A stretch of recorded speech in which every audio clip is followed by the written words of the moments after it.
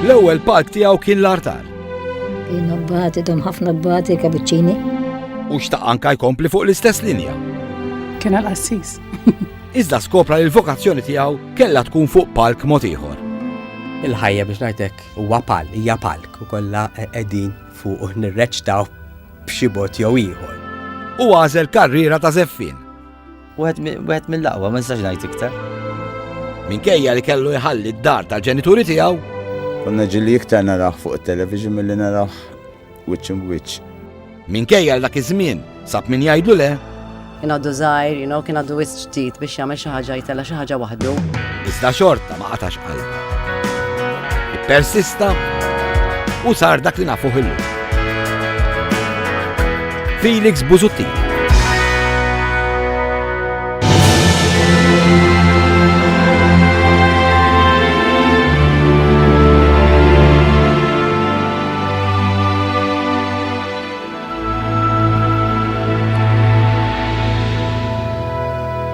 Is-sena 2009. Marzu ta' dik is-sena, f'dar il-Mediterran għall-konferenzi. Serata li tfakkar eluq il-25 sena mitwaqqif tal-kumpanija ta' Sfin Jada.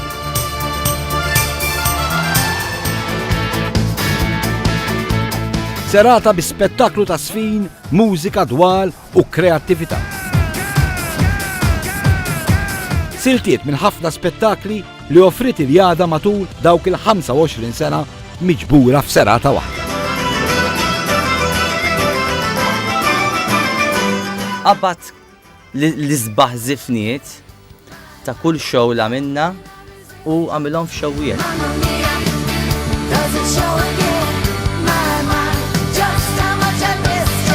Top class jisawu morru Broadway jew il-West End daqs kemm huma tajbin.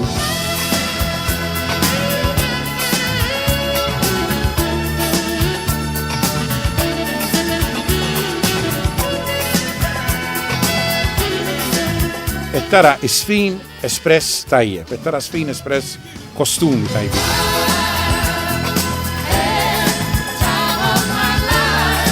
F'dik is-serata, il-Jada kienet għalqet 25 sena.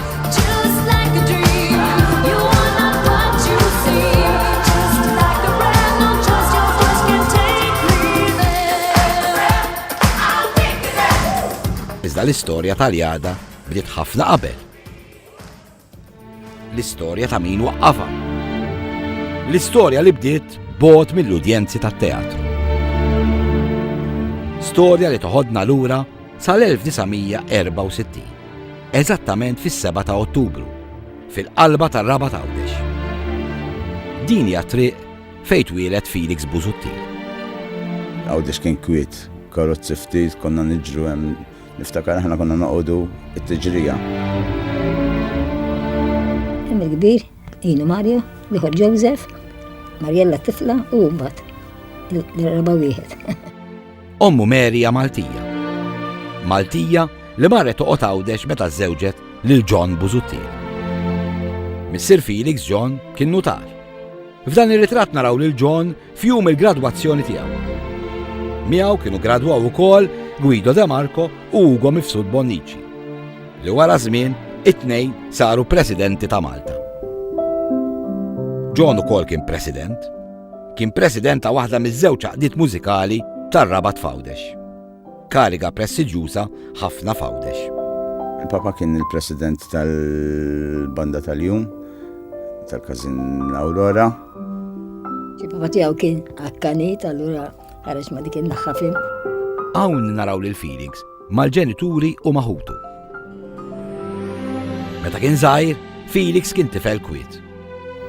Meta kien żgħir kien kwiet ħafna, kien isu reserved ħafna. Imma biss jekk iddejqu f'dawk l-affarijiet li huma importanti għalih, mbagħad kapaċi jkun verità fe. Darba konna qegħdin nilagħbu ta' cowboys indjani u il-batna l-loħtna bħabel mal-ħedit ta' taraċ. U narraġiet il-mama dak il-ħin konna għadna żgħar ġibi.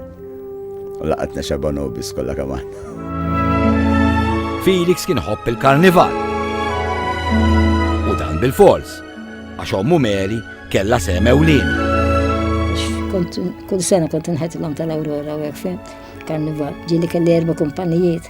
Xommi kienet il-tagħmel kostumi ta' karnival, allura d-dar fi żmien karnival kienet nimlija kostumi fuq isfel. U kol fi ġekki jgħid naħseb jiena lek dildi tiegħi għasfin u l-palku hekk, daqs kemm kont nara kuluri d-dar. Għaxin id-dar kont inħejt, kelli rbut it-tfal, kont inħejtilhom fim, alla meta kien jara dak id-drappijiet u hekk fim, kien jieħu gost. Kien ħobb jorganizza ħafna, anke fil-garaġġ kien jagħmel il-ħabta tal-karnival jiġbor it-tfal, jixtrilhom il-prizes u hekk, min ikun l-aħjar kostum ġol garaġġ tad-dar ta' dar. Felix mhux fil-karnival biss kien jieħu sem. Kien jieħu sem ukoll fil-Festival Marjan tal-Oratorju Don Bosco. Kien il-Festival Marjan, u kien dejjem jidħol u kol ta' 5 years kien ħa l-ewwel wieħed. U ħa trofi kien, kellu 5 years għad. U di trofi ma rridx iħallem li deħra għadha miegħu kien. Mbagħad kien baqa' jidħol maħutu fimt. Għax kont ikun iħobb jidħlu dejjem għal dal-festival. Konna nidħlu anki ġilet ħanna anki l-aħwa kollha. Minn dejjem kellu l-imħabba li l-palk ġifieri wkoll. Kant kellu kant, ma ġifieri min daqqa neħdu għand wieħed Ingliż kien Mr. Arnold. U darba mill-koreografija kelli 13 sena. Jiena kont naqbad 4 titfal mill-abbatini, mill-kabuċċina, minn hemmhekk u minn hemmhekk u kien għamilhom żifna pereżempju l-oratorju. U marfu ommi u alla ibagħtu dak it-tifel issa ibagħtu jistudja. Ftakar kien imur il-kabuċċini, kien abbati. U kien batuħ Ruma ma' il-Vatikan, għamel xahar hemmhekk kien mal-abbatini. Ma' Ruma mbaġġi ġitu vakazzjoni għal Salesian. Felix Buzutti l-żagħżugħ. Tiġih il-vokazzjoni li jsir Salesian. Iżda l-imħabba lejn il-park tibqa' hemm ukoll. U dadi għalli ħfillu kien jgħidlu patri ballarin. Għax kien jorganizza wkoll anke fuq il-tsuntir tal-kabuċċini jaf li ftakruh. Jaqbad it-tfal u jisfnu hekk jagħmilhom konserts u hekk, anke mal-salfon. Fuq it-tsuntir tal-Knisja kien jorganizza, fimt, jiġbor it-tfal u dejjem hemm kien minn dejjem jiġifieri veri kien żgħir. Biex isir Salesian, Felix ikollu jitlaq minn Għawdex u jmur jgħix f'Malta. Ġi fejn il-mamma qalilha la jien is-sixth form rridx nagħmlu Għawdex. Alla ħammur Malta. La għandi l-ħajra li forsi nidħol ma' Salesiani u daħal border Savio College. Felix kien ġi Savio College. Kien ġi minn Għawdex bħala border. Dak iż-żmien konna għadna jekk kien ikollna l-border Savio College. U ġib l-idea illi jistudja ftit jekk kemm il-darba kellux vokazzjoni għal reliġjuż. Kont ferħana bih li sisir assista. Ma ngħidx li kien jagħmel assis ħażina jiġifieri, għax għandu dik il-karizma illi inti trid timxi warajh. Illi l-assisin dik li għandhom ukoll iridu jiġbduk lehom. Kont ninnota jiena lil Felix fil-għaxijiet meta konna niltaqgħu ngħidu ftit tat-talb flimkien imma mbagħad ma tafx kif kulħadd joħroġ bil-kreattività tiegħu u ngħaddu żmien flimkien. Felix kien mill-ewwel qed juri anke minn età żgħira kapaċità kbira għas-sfin. U kien jidher illi qed jieħu pjaċir, kien jidher illi ħirġa mill-qalb. Konna qegħdin nippreparaw għal waħda mill-prize days li konna norganizzaw fil-kulleġġ. U Felix għalkemm ma kien student ta' Savio College imma kien qiegħed Porter għax kien ġie minn Għawdex tajjeb u għal preċiżament għall-iskop li jistudja l-vokazzjoni tiegħu. Rrid li jgħin fil-prize day. Is-silta mill-prize day li ħassib Felix kien jisimha l-assedju ta' Malta. U ma' Felix ikollu jisfen ukoll Fader Savio. Tant kien hemm kreattività fiha u tant kien hemm ukoll standard tajjeb ta' performance, speċjalment minn Felix innifsu. Felix isib diffikultà. Fi Stella Maris College, fejn jattendi bħala student tas sixth form, Felix joħloq il-koreografija għal sħabu l-istudenti. Fl-istess ħin, f'Savio College jipprepara l-ħajja reliġjuża. Imma jista' jsir żeffien u reliġjuż f'daqqa. Għalkemm mid-daqqatajn illi wieħed ikun żeffien u jkun saċerdot ma mhux kompatibbli flimkien, però jiena kont inħajru biex jibqa' jistudja tajjeb u jieħu sfin bis-serjetà u speċi dar lejha għalli kif jista' jkun, speċi reliġjuż, żeffien, ma kienx qed jara l-konnessjoni. U meta spjegajtlu fil-fatt li l-issir reliġjuż ma jfissirx li tittinagħlaq f'bozza u titlef il-personalità tiegħek, imma inti tista' tuża t-talenti li għandek tajjeb biex taddihom lill-oħrajn. Hemmhekk Felix għajneh xalu u niftakar li dakinhar ma waqafx jisfen. Kien jidher ovvju illi Felix kien qiegħed iħossu fid-dinja tiegħu tajjeb fid-dinja ta' sfin. Meta kont nsir saċerdot, immaġinajt li nsir saċerdot u mort biex insir saċerdot, ma bad skoprejt li t-teatru kien x'aktar ħabba, ovvjament ma stax naqgħod waħda mal-oħra.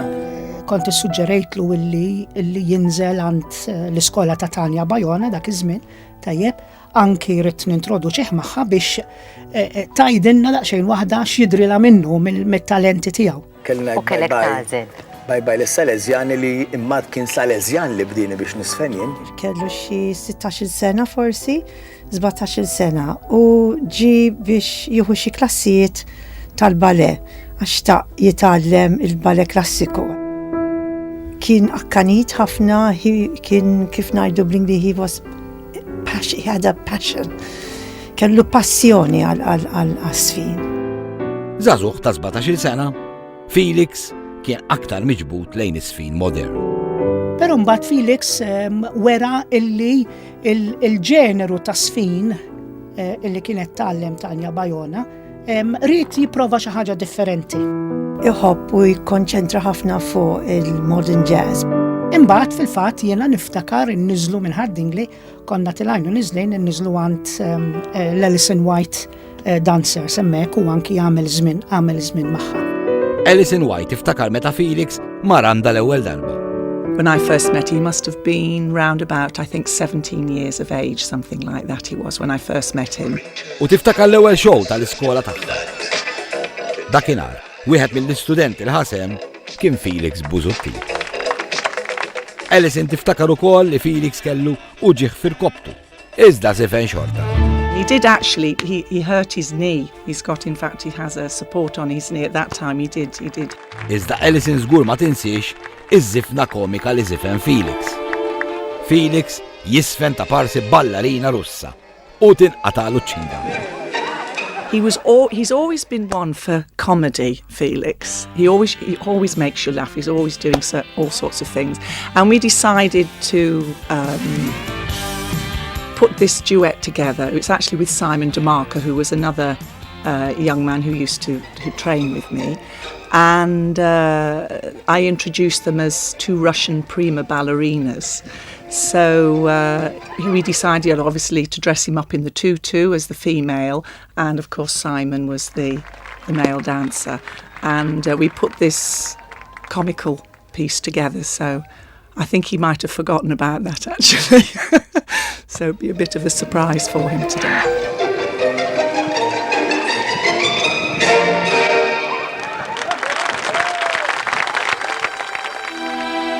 Kien student ambizzjuż u dejjem xtaq jipprova xi ħaġa ġdida. Felix was always a very ambitious young man, very eager to learn and always open for new opportunities.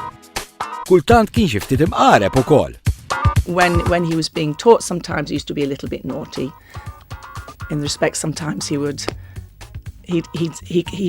knew how to push your buttons, but he's a hard worker. He's a hard worker.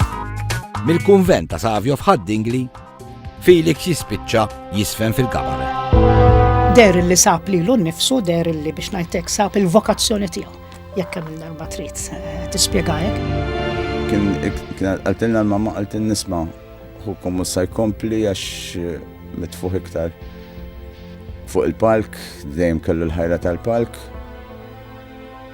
Niftakar imbagħad kien għamel l-eżami għall-bank, istess bank fejn naħdem jien ġifieri, u kien daħal. Felix jispiċċa jisfen ukoll fir-rock operas Maltin. L-ewwel fosthom Felix jieħu sehem fir-rock opera Ġensna.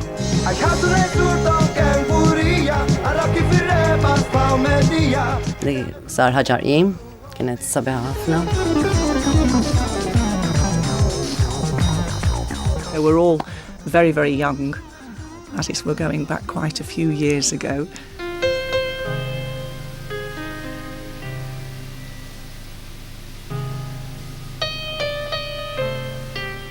Bla dubju Jensena kienet produzzjoni tajba, kienet produzzjoni li kienet effettiva, produzzjoni li dal-aħħar rajna wkoll il-kommemorazzjoni mill-ġdid tagħha. U iva Felix kien ħasem fiha. U jiena fiħda bħala President tal-Moviment Żgħażagħ Partit Nazzjonalista rrid li jkollna l-musical tagħna. Din it-tieni rock opera jisimha Żagħżugħ. U għasfin, Francis Zammidimek javviċina lil Felix Busuttil. Kont avviċinajtu biex il-koreografija kollha ta' Żagħżugħ tkun fidejh. U kelli ebda diffikultà il-fatt li kien sem f'Jensena nemmen li m'għandux ikun hemm frontieri, speċjalment fil-qasam artistiku. Felix ma ksab ebda diffikultà minn naħa tiegħu, kien aċċetta u kien tagħna koreografija tal-livell u l-kwalità li jafu li żewqet tant tajjeb mal-mużika, mal-lirika, mal-kant, mal-effetti l-oħra kollha insomma li fit-totalità tagħhom jiffurmawlek musical suċċessi ieħor f'dal-każ il-musical Żagħżugħ. Indunajna li kien ħajkun koreografu speċjali u kien ħajjagħmel xi ħaġa speċjali Malta. Iżda x-show li beda lil Felix, kif nafuh illum, jismu Garden of the Light. Garden of the Light kienet ħolma ta' Felix. Ħolma li jaqqa' tul u żeffina minn kumpaniji differenti fi produzzjoni waħda u kbira. Felix xtaq ma' Monica Greckumbo mittellaw produzzjoni. U saqsu l-MADC, ma l-MADC ma tantx tawħid ċans biex jitella produzzjoni waħdu. Xtaqt intella show jiena waħda. U kont kellimt l-MADC għalu li le, mela stenna naqra. Sfidajtom għat ħantellaħa waħdi di. Felix jitlob lajnuna finanzjarja minant Pedi u Ġanata Stubbs. U ma mill-ewwel indunaw li Felix kellu potenzjal. U xtaq kumpanija. Imma peress li kellu bżonn lajnuna ta' Pedi Stubbs, kella ssir bħala association. Qed tifhem ma setax jiftaħ kumpanija. Min hemm ħareġ li sem tant magħruf ta' Jada. Jada tfisser Young Actors and Dancers Association. Kienna din l-assoċjazzjoni, għalhekk kien seħħa assoċjazzjoni għax kienet kważi xi ħaġa filantropika. U infatti kienet għall-an tal-Ursolini konna tellajnija. Dak li Felix kien biex ngħid jekk qed ikollu viżjoni tiegħu, kienet l-ewwel net koreografija fej in-numru ta' parteċipanti ikun ferm ikbar, ferm iktar fenomenali. Mela diġà dik kienet se tkun għal Malta qabża kbira. It-tieni element li ju kienet jenfasizza mill-ewwel huwa element qawwi ta' preċiżjoni. Diġà fil-koreografija kif nafu huwa importanti ħafna li jkollok sakemm ma tkunx trid tagħmel effett bil-maqlub li l-passi huma sinkronizzati. Issa diġà dawwa diffiċli jekk inti qed taħdem bi grupp ta' 6, ta' 8, 10, 12 min ruħ. Aħseb wara jekk inti tibda titkellem issa fuq gruppi ta' 50, 60, 70. Bħala rehearsals għajmin tista' timmaġina aħna konna nkunu xogħol wara xogħol kull jum 4 sigħat, 5 sigħat rehearsals. U kultant jibda l-koreografija u wara ġimgħa jerġa' jbiddel kollox. Livell ola ta' professjonaliżmu, livell ola anki ta' forma ta' espressjoni, u dan kollu niftakru ċar jesprimieħ miegħi u anki ma' persuni oħra fil-ħolqien ta' Guardian of the Light. Wara dik ix-show dan kienet suċċess, infatti dik kienet l-ewwel standing ovation li kelli. Għax ma nafx standing ovation jiena. Għamilt nibbaw jifdaq waħda tal-ara sul kont bil-wifa. Bajt skantat. Guardian of the Light rajtu jitwielet, ġifieri f'da sens rajt il-jada titwielet. Min Guardian of the Light, produzzjoni b'ħafna nies titwielet il-jada. Fil-bidu grupp żgħar ta' Zeffina. Bħala grupp inizjalment dejjem konna xi 8 jew 12 l-aktar, ftit minn shows konna 12, imma mhux għall-produzzjoni ta' Guardian of the Light konna grupp kbir,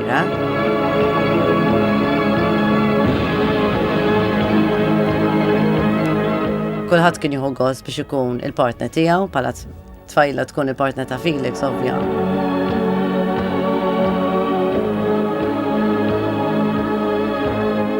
Il-fatt li Felix jagħmel il-produzzjonijiet għal rasu joħloqlu disgwit ma' Alison White.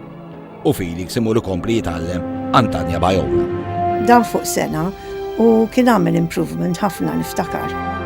Iżda dwar dan nitkellmu dal-waqt. Nitkellmu wkoll dwar esperiment li Felix għamel ma' Justin Roy Barker. And it just went from strength to strength. Dal-waqt insuru nafu għaliex Felix kellu jħalli l-impik. L-imbuttatura li hu stess talilu nnifsu biex jitlaq minn xogħol tradizzjonali li kellu li kien jaħdem il-bank. Insuru nafu wkoll dwar it-talim ta' sfin anke fil-gżira ta' Għawdex. Kultant ma jaħdux aktar bis-serjetà, jaħduha bħala hobby Għawdex. Malta u min joħodha bħala karriera. Ġili tlift il-vapur u hekk imma xorta konna nitilgħu. Mod reliġjuż hekk konna nitilgħu dejjem. U x'ingħidu għal Felix u s-safar? Għamlilna kollox Felix u vera ħadna gost. Mbagħad mort nofs id-dinja miegħu. Iżda qabel nifqu, qegħdin tarawha lil mara tal-lemin f'dan ir-ritratt. Ħarsu sewwa. Tafuha żgur. Fil-verità dik mhux mara, imma raġel. Minu dak ir-raġel ukoll ser isiru nafu dal-waqt. Meta tkompli l-biografija ta' Felix Busuttil.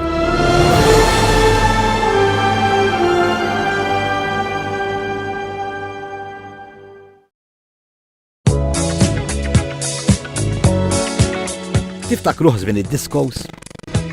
1984. Felix Busuttil jieħu sehem fid-Disco Championship ta' Malta. Felix jirbaħ is-sessjoni ta' żeffien arġiel, waqt li Simon Bonnici tirbaħ is-sessjoni tan-nisa. Minħabba din ir-rebħa, Felix u Simon jirrappreżentaw lil Malta bħala dwett fid-Disco Championship tad-dinja u jiġu fis-7 post minn 56 pajjiż. Għax dak li għamel Felix jagħmlu bis-serjetà. Jixtieq dejjem jilħaq il-perfezzjoni, jixtieq dejjem jilħaq kwalità li hekk suppost fl-arti. Jekk inti għandek it-talent, id-disciplina, il-fiżika tajba, ma jimpurtax li inti tibda tard. U kont naf li da tifel da kien għadu żagħżugħ u kien iddeterminat.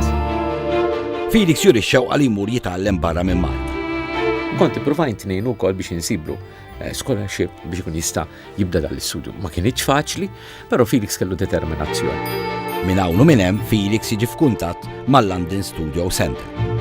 L-aqwa skola li hemm Londra bħala skola vokazzjonali fejn jistgħu jagħmlu taħriġ ta' sigħat. Kuljum fejn jitgħallmu mhux biss isfin, però drama, l-kant. Basically, it was sort of like a vocational school of performing arts, very much like the TV program Fame. Meta mar l-Ingilterra u għamil l-audition għal London Studio Center, kont irrakkomandajtu jiena.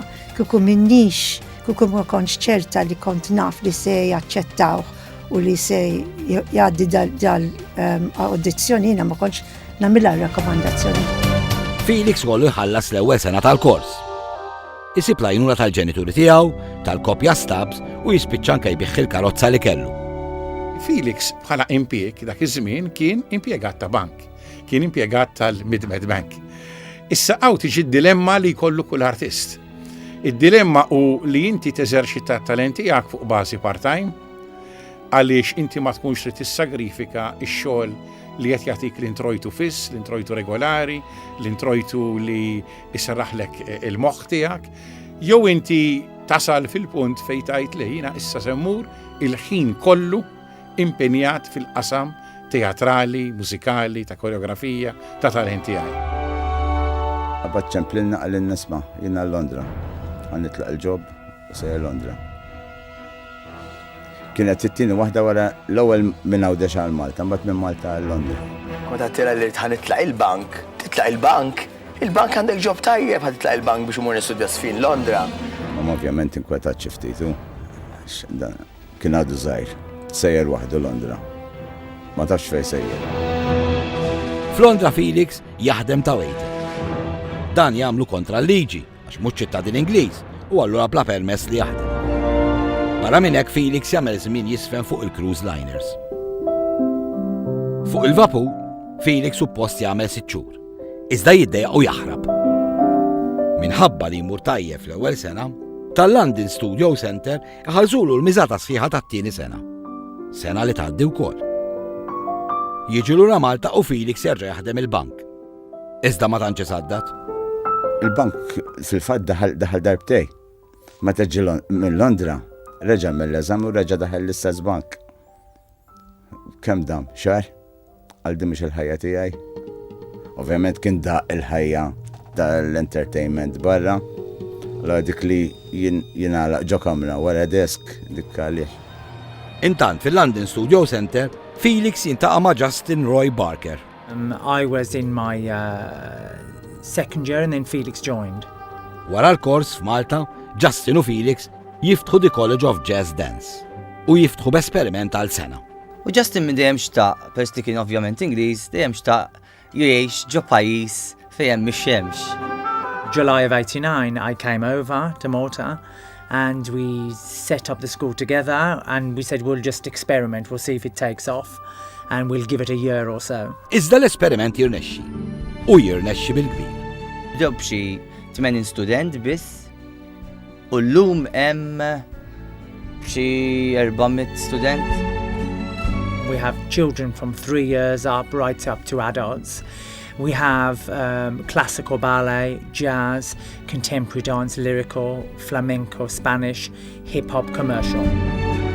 Mill-ambjenti fejn inkun jiena, mill-ambjenti ta' żgħażagħ, fejn numru sew minnhom għaddew minn taħt idej Felix tajjeb, għandhom impressjoni mill-isbaħ tiegħu fis-sens illi iħarsu lejh bħala mallem tajjeb. Jiena dejjem ngħid l-istudenti tiegħi jekk intkom ma tkunux aħjar minni, jien mhux teacher tajjeb, jiena rrid l-istudenti jkunu excel iktar minni.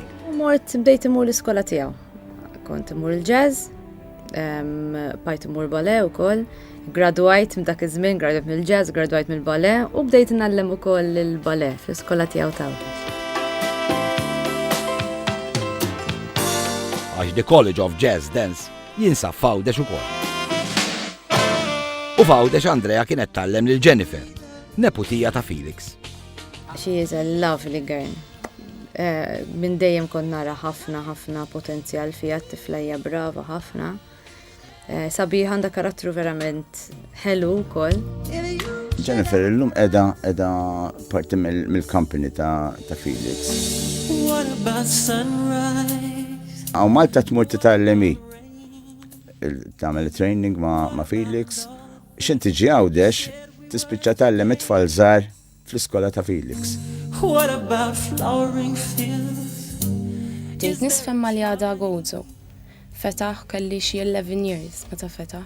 Mbagħad 3 years ilu bdejt immur l-università, allura billi xxiftjajt Malta bdejt immur għandu Malta. Preferenzi għax jiena nepotija m'għandux.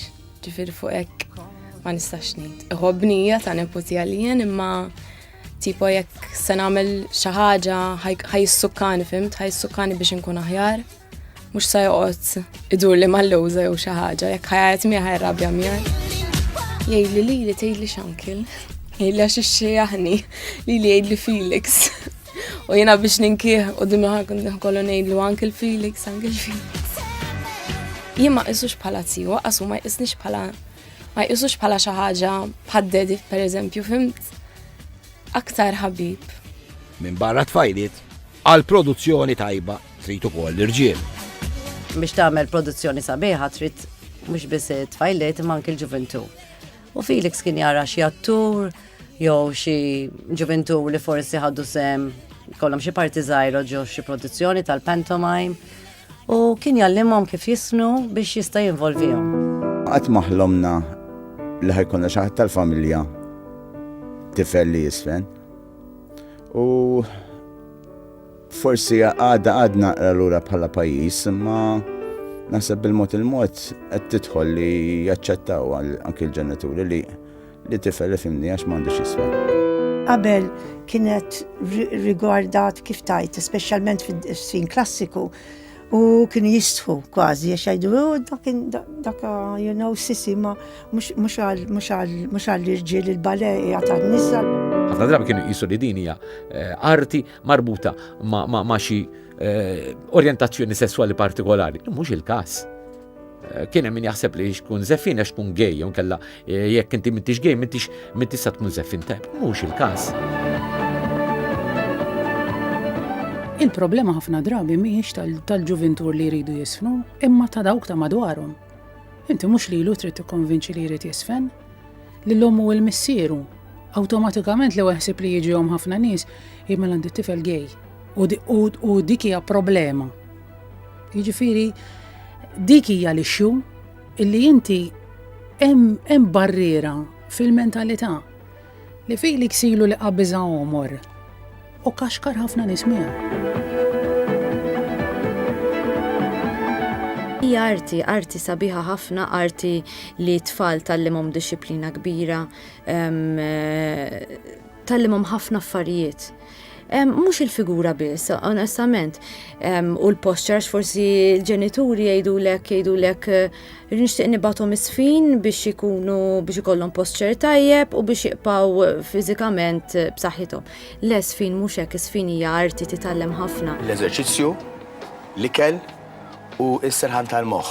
Dak huma naħseb hekk kollok dawk it-tlieta, jekk ma tikolx tajjeb, ħadbati fl-eżerċizzju, ħadbati fis-serħan tal-moħħ. Jekk serħan tal-moħħ ikunx tajjeb, ħadbati fit-tnejn l-oħra.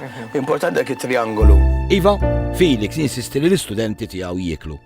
U jieklu ikel tajjeb. Jiena naf każijiet mhux waħda ta' studenti speċjalment tfajliet illi forsi ma kinux qed jieklu biżejjed u kien hemm jew biża li daħlu f'anoreksja, jew inkella vera daħlu f'anoreksja u waqqafhom milli jisfnu. Imma mhux waqqafhom u daqshekk, baqa' jsus warahom illi meta jarhom ġew fil-pis tajjeb u meta jgħidulu li huma b'saħħithom, mbagħad jerġgħu jidħlu mbagħad iva. Mbagħad jerġa' jsegwihom. Felix innifsu ma joqgħodx lura mill-ikel, kultant anke żejjed. Felix ma jikolix ċokolata, Felix jiblaħħa sieħa hekk. Jgħidilhom, alla jgħidilhom ta' tixkas li nagħmel jien jgħidilhom ma intom ma tistgħu tiklu hekk ma tistgħux tagħmlu hekk. U ċ-ċokolata trida. Tkonna nagħmlu sa nofs il-lejl rehearsals għall-ħares ma tkunx ċokolata x'kont ta' żorba. Bla dubju, il-kaloriji Felix jaħraqhom. U kif? Jiena il-weights nħobbhom ħafna. Jiena fis-sajf meta jiġi Marzu April nintafa' l-ġim mbagħad għax ma tnaddu x-xhur tas-sajf naqgħu ftit misfin għax ma kunx hemm klassijiet jalqu, allura nintafa' ruħi fil-ġim. Felix mhux iċ-ċokolata biss iħobb ukoll l-irqad. Tafu kemm jorqod kuljum? Jgħidilna hu stess. Jien orqod jien hekk ma noqgħodx 10 sigħat kuljum ma ħox nistajjeb. Felix iħobb ukoll is-safar u ġieli organizza tours. Jiena u l-mara konna deċidejna li mmorru tour u Felix kien wieħed mit-tour leaders. Wara dik l-ewwel tour li konna għamilna, kulħadd f'dan il-grupp konna forsi xi 15-16 ruħ, il-maġġoranza qalu ejja nerġgħu nsifru flimkien u fil-pront ippjanajna s-safra għas-sena d-dieħla. Morna l-Awstrija, l-Ungarija u bqajna kull sena nintaqgħu flimkien. Ġeneralment Felix jirranġa fejn ħanoqogħdu li ma' lukanda, li ma' postijiet sammorru, però niftehmu l-post minn qabel. Ma u jinforma kollox, Felix minn daqshekk bravissimu. Kull ma jieħu fidej fettillu jagħmel, verament jistudja. Morna New York, morna l-Italja, Spanja, l-Eġittu. Tara dawk it-tempji kollha, tara l-piramidi. Felix kien kważi iħossu fl-element tiegħu għax kien imur lura, jiġifieri s-sekli u jimmaġinaħ xi faruni pereżempju. Meta morna l-Eġittu, morna Żwan u kien ibbukkja l-hotel Cataract li tal-Murder on the Nile di l-istess waħda u bil-fors imur hemm u aħna kollha ċittament. Meta wasanna poġġewna fin-New Cataract Hotel għamlu waħda moderna. Assolutament ma ċediex għax qalu ibbukkja għal dik u ibbukkja għal dik għal raġuni għax rajna l-ktib u rajna l-film u eccetera, sakemm poġġewna l-kol. Jumillek tur ta' u jisuqu eccetera ma' affarijiet kbar, imur jara affarijiet kbar u laqwa sfin u laqwa spettakli.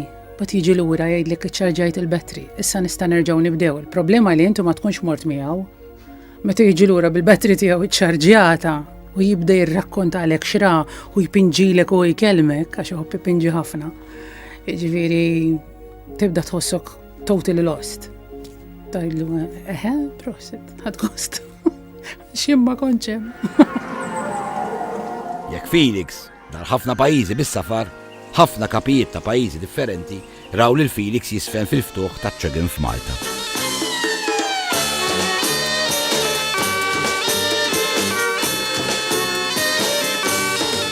Esperjenza sabiħa ħafna, ċogim fatti konna ġibna anka l-kledi kadu minn amici u kien ħasemmana.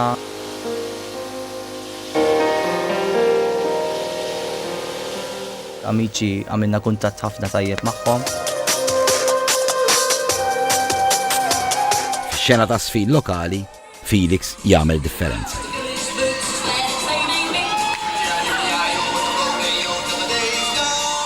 Għamel differenza kbira, ġab l-spettaklu fuq il-palk, naħseb għax ħadd ma jagħmel, ma naf il-ħadd li jagħmel, xi ħadd lokali ħanajtek li jagħmel shows kbar bħal tiegħu.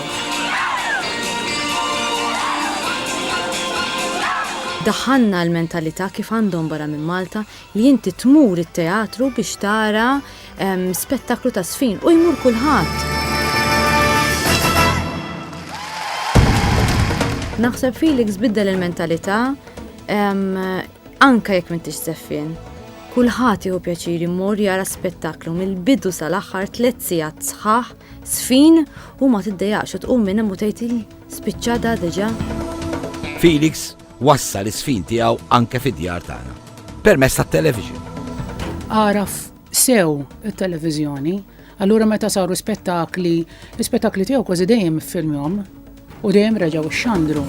Però Felix irnexxielu bl-arti u t-televiżjoni, ovvjament qiegħed di l-pjattaforma fid-dar tiegħek. Ma kienx hemm biss il-bżonn li tmur fit-teatru, għax kien it-teatru tidħol id-dar. Rejat Soppardi fakkarna fil-programmi maratoni tal-ħadd wara nofsinhar fuq Super One Television. Rej kellu bżonn iż-żeffien. Dak nixtieq nagħmel musical fil-ġimgħa, għalli ma l-istess musical qed le, musical differenti. Għalli Rej għalli tiklob iż-żejjed, ma jien nippruvaw. U qatt ma li qalbi jgħid li le, dejjem ipprova u dejjem tella x-xogħol ħafna professjonali.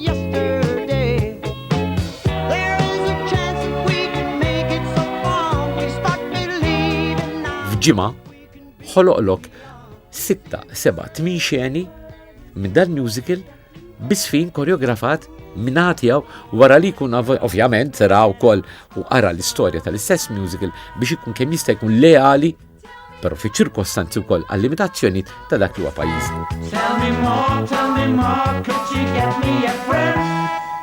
Jaf kemm darba sali 4-5 ta' filgħodu għaddejn bil-provi, però xorta bl-aktar mod professjonali da kien jkun possibbli.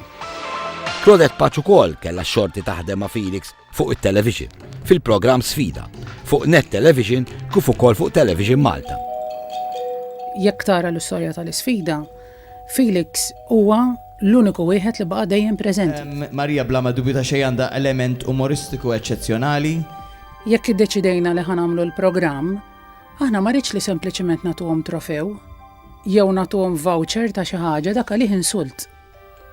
Le, inġibu scholarships kbar fi skejjel tajbin. U nixxina nġibu minn 3 skejjel differenti. Il-kantant jena l-gosma ta' kantant jiftaħ, ġifieri kważi kun irid janna il-pubbliku, jew janna l-emozzjoni kun qed jagħmel. Jiġini f'moħħi Karl ta' Bone. Wieħed mill-ewwel sfida kien. Karl kien jidher illi dejjem kellu dil passjoni. Kien Felix li jara fih it-talent u fil-fatt Felix huwa mdawwar b'nies li jara fit-talent tagħhom. Ritjan Sakkom l-ewwel sfida, bla dubju minn Ritjan telat iktar minn darba anka biex tidħol f'Amici u l-problema li ma daħlitx f'Amici Ritjan mhux għax it-talent tagħha Imma għaliex kummerċjalment għal-Kanali 5 ma jagħmilx sens li din tkun fil-programm meta jistgħu jivvutawla biss il-popolazzjoni ta' Malta. Ma possibbli Felix kollox tajjeb jagħmel? M'għandux difetti? He's not very punctual. Difett kbir il-ħin. I mean Felix huwa terribli bil-ħin. Forget it, insa li kellu jiġi, ek l-aħjar. Skont Justin, Felix għat ikun tard anka l-funeral tiegħu stess. I joke with him and I tell him you will be late for your own funeral. U jidħol fi praspar gwar, praspar enormi. Beda x-show, bdew passo doble, 6 fajlit, 3 u Felix fin-nofs. U Felix biexi bil-bolero jgħatlek l-ura tam u t-fajlit jersqu leħ. U ta' mħiċet jinduna li hemm il-pul wara, bis-serjetà. U filli għaddej u t-fajlit qed jagħmlulu qed jgħidulu il-pul mhux qed jagħtika, x'inhu. Faqt li ovvjament mhux qed jitkellmu qed jagħmlu l-mossi bl-għajnejn. U f'daqqa mument Felix jibqa' nieżel ġol-pool, jerġa' jitla' imxarrab nofsu għasra tela qisu granċ jiġri mala jiġri kompla jolli saqa lemmu la xarrab kull mem. Darboħra Felix u Zeffina sħabu kienu qed jerfgħu lil Alison White u biżbal miflok niżluha fuq saqajja niżluha rasa l-isfel. And I had the 4 boys and I'm in the lift where I've got the 1 boys holding me at the front and my legs are at the back. Well, they were not sick. I don't know what happened that night, where their minds were, but I think there was either Michael or Lawrence on the front, and Felix was somewhere in the middle. And of course, they didn't put my legs down first. They let me go from the front. So of course, I ended up upside down with my bum feathers all up in the air. Very ungainly. I shall never forgive them for that. Illum Alison White tħossa gburija dak li qed jagħmel Felix. He was a student with me at the very beginning. He started training with me at the very beginning. But we had some very, very good times together. And although we've had some rough times as well, I mean, that is water under the bridge. Although he is a competitor, you know, it's a healthy relationship. Tant ir-relazzjoni bejnietom hija tajba li Felix tiden il-Alison White tisfem miegħu fil-produzzjoni li fakret il-25 sena anniversarju Taljan. He invited me to dance with him, which we opened the show with, which was really lovely. Fi żmien is-serata tal-25 anniversarju, Felix jiddeċiedi li jieqaf. Wasal iż-żmien li nagħmel dak it-transition minn footballer għal coach. Huwa importanti ħafna li jsir issa li nħossni tajjeb. Ma rridx li nitla' fuq palku ngħid ara dak miskien ma qasli flaħet alla saħjor bla nifs. Jekk jirnexxilu xi jieqaf mill-karriera ta' Zeffin, insiru nafu dal-waqt. Iżda qabel nifqu, Felix ġieli ħasem fil-video ta' Malta l-Eurovision Song Contest. Hawnhekk narawh ma' Janet Vella waqt il-video tal-kanzunetta Could It Be ta' Georgina u Paul Giordemajna fis-sena 1991. U din silta minn Desire ta' Claudette Page fis-sena 2000. Tant tħaqna u Felix jgħidilu ma tfu fl-imkiena, tfu kien niftakarni make-up kol kien xi 3 ta' filgħodu fi 8 ta' frar għax kien il-birthday tiegħi, jiena l-libsa tas-sajf u dawk qed iħossu bart qed itertru u ma setgħux jaqtfu fl-imkien u ma set din il-birkadaj qatt ma bdiet tiġi lejna, iktar iddur fit-tank tar-Rinella. Il-biografija ta' Felix Busuttil tkompli dal-waqt.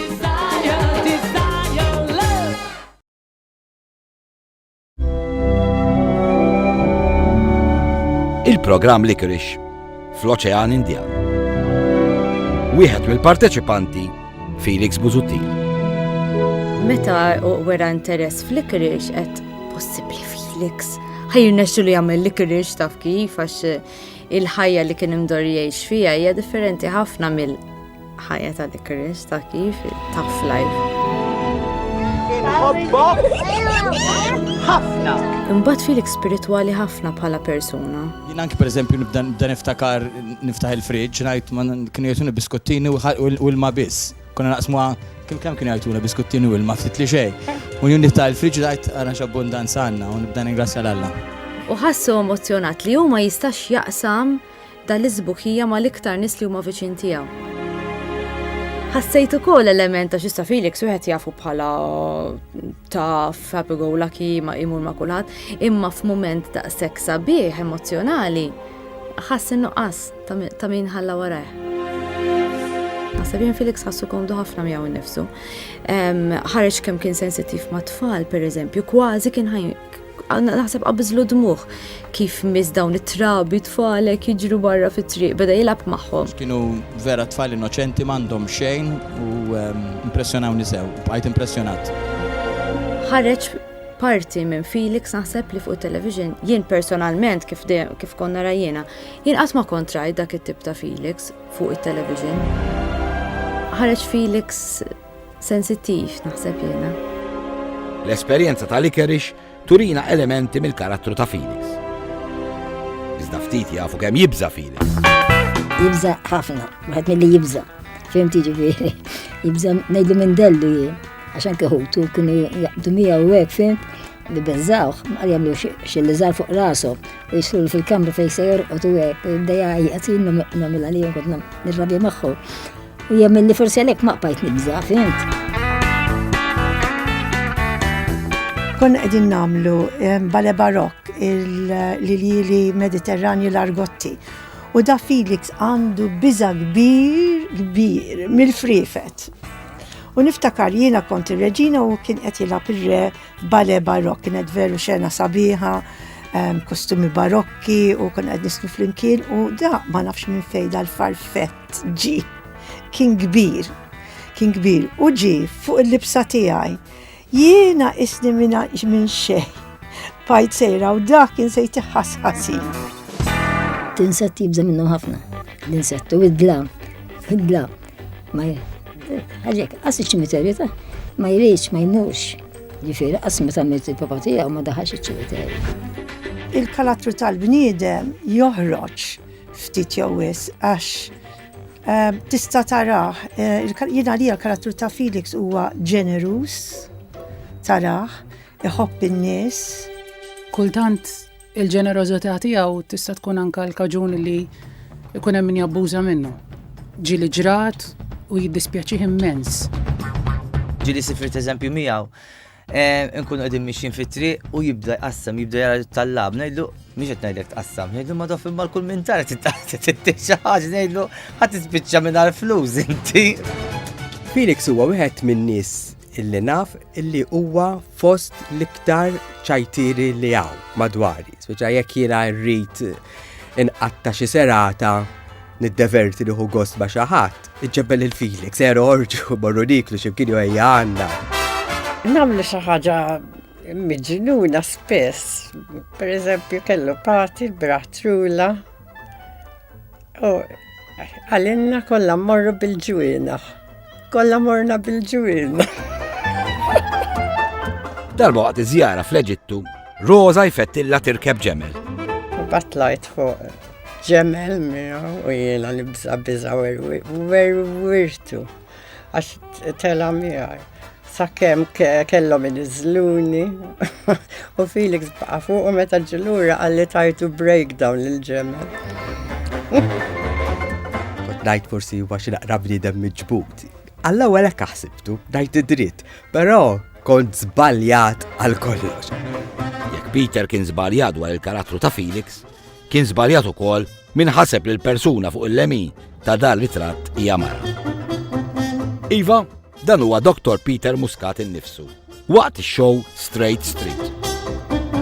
U din ma kienx l-unika darba li t-tabib Muscat ħasem maljada, araw jaħdem il-parti tad-duka fil-produzzjoni Muller Rouge.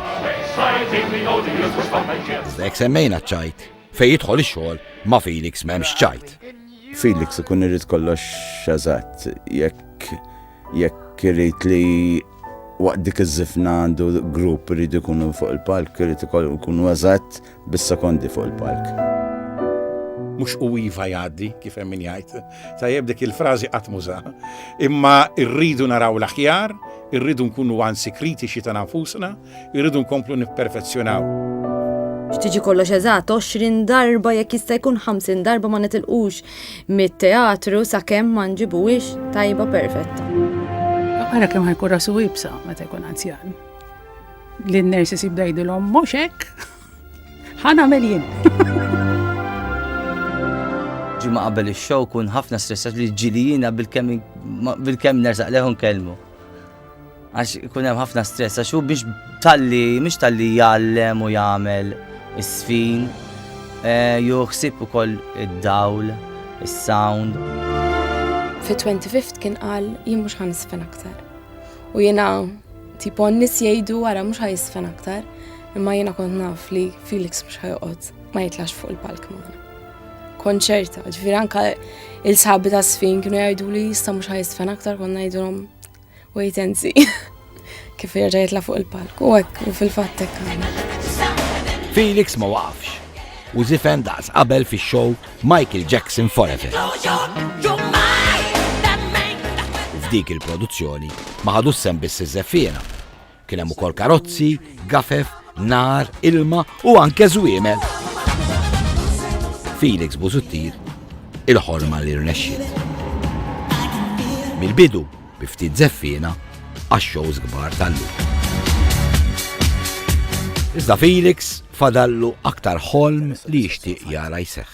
Iktar sfin, teatru tal-opri f'postu, fejn jixraq fil-Belt Valletta, Kumpanija Nazzjonali ta' Sfin, Malta, li għandna bżonna immensament issa, iktar ġuventur jisfnu u is-sens ta' mħabba lejn il-ħajja.